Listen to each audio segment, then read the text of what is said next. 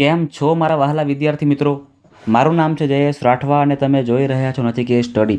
આપણે શીખી રહ્યા છીએ અત્યારે ચેપ્ટર નંબર 12 પૃષ્ઠફળ અને ઘનફળ.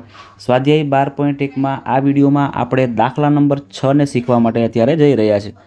ખૂબ ઇમ્પોર્ટન્ટ દાખલો છે મિત્રો. ઘણા બધા વિદ્યાર્થીઓ આમાં પણ કન્ફ્યુઝ થઈ જાય છે કે સાહેબ આને અર્ધગોલક માનવું કે પછી નળાકાર માનવું કે શું માનવું, ખબર જ નથી પડતી હે ને. ઓકે, તો એના માટે મિત્રો આપણે દાખલાઓને પરફેક્ટલી સોલ્વ કરીએ છીએ. તમને સમજાવું છું કે શું આમાં કરવાનું છે. જોજો, દવાની એક કેપ્સ્યુલ છે, તમે જોઈ શકો છો. એ કેપ્સ્યુલનો આકાર કેવો છે? તો આ નળાકાર. જોજો અહીંયા મિત્રો એકચ્યુઅલમાં આ નળાકાર આવી રીતે છે, તમે જાણો છો તેવી રીતે આ નળાકાર છે અને નળાકારની બંને જગ્યાએ મિત્રો આવી રીતે આપણને અર્ધગોલક લગાવેલા આપેલા છે. હવે કેપ્સ્યુલની આખી લંબાઈ તમે જોઈ શકો છો, અહીંયા 14 મીમીની છે. એને આખી કેપ્સ્યુલ 14 મીમીની છે, પણ આપણે આમાં અલગ અલગ ભાગલા પાડવા પડશે ને ભાઈ, કે ભાઈ આ જે નળાકાર છે તો નળાકારની ઊંચાઈ કેટલી છે એ તો જોવી પડશે. તો એ આપણને કેવી રીતે મળશે? બરાબર, તો સૌથી પહેલાં આપણે મિત્રો નળાકારની ઊંચાઈ શોધવી પડશે. ચાલો, કેવી રીતે મળશે જો તમે સમજાવું કરીને. ધ્યાન અહીં આપજો ખાલી. જો અહીંયા આખો જે વ્યાસ છે આપણો અર્ધગોલકનો એ કેટલો છે? 5 છે. હવે અર્ધગોલકનો વ્યાસ આપણે કંઈ કામ જ નથી. આપણે કોનું કામ છે? આપણે કામ છે મિત્રો ત્રિજ્યાનું. તો સૌથી લખી દઈએ, પહેલાં આપણે લખી દઈએ ડી બરાબર 5 મીમી. 5 મીમી. આપણને ડીનું કામ કંઈ છે જ નહીં, આપણે તો આરનું કામ છે. તો આર એટલે શું કરીએ? 5ના અડધા કરી દેવાના. 5ના અડધા mm, જેને આપણે પ્રેમથી કહીએ છીએ 2.5 mm. એટલે ત્રિજ્યા આપણને કેટલી મળી ગઈ? 2.5 mm આપણને ત્રિજ્યા મળી ગઈ છે. ડન છે. હવે તમે જુઓ મિત્રો કે અહીંથી લઈને આ જે ત્રિજ્યા છે એ અને અહીંથી લઈને આ બંને કેવી હોય? સરખી જ હોય. મતલબ કે આ જે લંબાઈ છે આ અર્ધગોલકની અહીંથી લઈને આ લંબાઈ કેટલી હોય? 2.5 હશે. એવી રીતે સેમ વસ્તુ અહીંથી પણ આ જ કેટલી હોય? 2.5 હોય. એટલે આખા 14માંથી આપણે આ 2.5 અને આ 2.5 માઇનસ કરી નાખીશું. એટલે આપણને જે આ નળાકાર બાકી બચ્યું ને એની આપણને લંબાઈ મળી જશે. ક્લિયર છે? ચાલો લખીએ. નળાકારની લંબાઈ અથવા તો નળાકારની ઊંચાઈ, તમે જે કોઈ ચાલે. નળાકારની ઊંચાઈ લખી દઈએ. ચાલો, નળાકારની ઊંચાઈ. તો શું કરવું પડશે? તો કુલ ઊંચાઈ કેટલી છે આની ભાઈ? તો કુલ ઊંચાઈ, કુલ લંબાઈ 14 છે. 14માંથી આપણે એક 2.5 અને બીજું 2.5 મીમી માઇનસ કરી દેશું. એટલે અહીંયા 14ના 14, 2.5 માઇનસ 2.5 માઇનસ કરશું એટલે 2.5 2.5 પ્લસ એટલે 5 થઈ જશે. એટલે 14માંથી 5ને ઓછા કરો તો 9 થઈ જશે. એટલે આપણી નળાકારની જે ઊંચાઈ અથવા તો લંબાઈ છે કેટલી મળે છે? 9 mm, 9 મીમી મળી જાય છે. બસ બધી વસ્તુ રેડી થઈ ગઈ છે. નળાકારની જે ત્રિજ્યા છે એ જ ત્રિજ્યા અર્ધગોલકની પણ છે. એટલે ત્રિજ્યા તો બધી કોમન જ આવવાની છે, માત્ર ઊંચાઈનો તફાવત થાય છે. હવે આપણે આખાનું પૃષ્ઠફળ જોઈએ. શું કરવું પડે?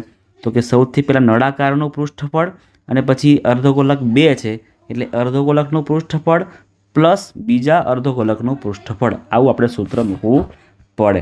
ચાલો, સૂત્ર મૂકીએ છીએ આપણે અહીંયા. આગળ જોઈ લેજો શું સૂત્ર બનશે.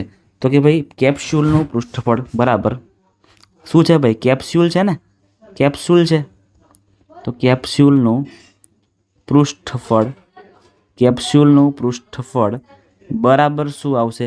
તો બરાબર આવશે નળાકારનું પૃષ્ઠફળ. નળાકારની વક્ર સપાટી, માફ કરજો, નળાકારની, કારણ કે એ તો વચ્ચે પોલું જ છે ને, એટલે નળાકારનું પૃષ્ઠફળ નહીં, નળાકારની વક્ર સપાટીનું ક્ષેત્રફળ પ્લસ અર્ધગોલક કેટલા છે સાહેબ? તો કે 2 છે ને, ડાયરેક્ટ 2 જ કરી દઈએ. 2 ગુણ્યા અર્ધગોલકની વક્ર સપાટીનું ક્ષેત્રફળ. અર્ધગોલકની વક્ર સપાટીનું ક્ષેત્રફળ. અર્ધગોલકની વક્ર સપાટીનું ક્ષેત્રફળ. આટલું સૂત્ર આપણે મૂકીને કામ કરવાનું છે. બરાબર છે? બીજું વધારે કંઈ નથી કરવાનું. ચલો, નળાકારની વક્ર સપાટીનું ક્ષેત્રફળ આવે 2πr/h. શું આવશે? 2πr/h પ્લસ 2 ગુણ્યા અર્ધગોલકની વક્ર સપાટી 2πr² આવે. તો ગુણાકારમાં કરી દઈએ અહીંયા 2πr². હવે આમાંથી જે કંઈ પણ કોમન નીકળતું હોય છે ને એને આપણે કોમન કાઢી લેશું એટલે આપણું કામ ઇઝી બની જશે.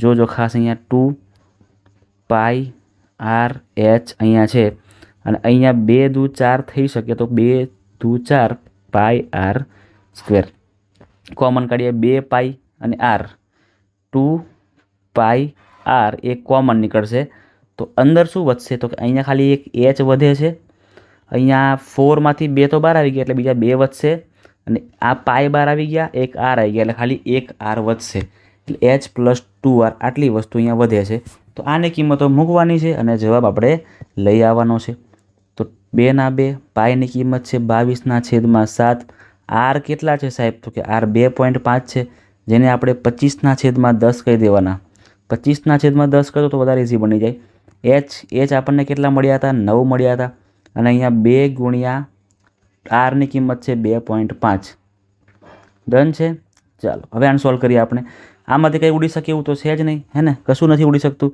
તો ચિંતા નહીં કરો જોજો અહીંયા 2 પંચા 10 ઉડી ગયા અને 5 5 25 લો આ ઉડી ગયા કોઈ ચિંતા છે હવે છે જ નહીં ને એકદમ ઇઝી બની ગયું ચલો શું બચે છે હવે તો કે ભાઈ 22/7 ગુણ્યા 5 આ બાજુની સાઈડ પર 9 પ્લસ 2.5 ગુણ્યા 2 એટલે અઢી અને 2 કરો ગુણાકારમાં એટલે 5 થઈ જાય 5 થઈ જાય ડન છે જગ્યા નથી તો કઈ જવાનું સિમ્પલ પાછળ કૂદકો મારવાનો ભાઈ હે ને પેજ પલટાવવું પડે પેજ પલટાવી લઈએ અને તમને દાખલો શીખવાડી દઉં કે ભાઈ શું આપણે કરવાનું છે ચલો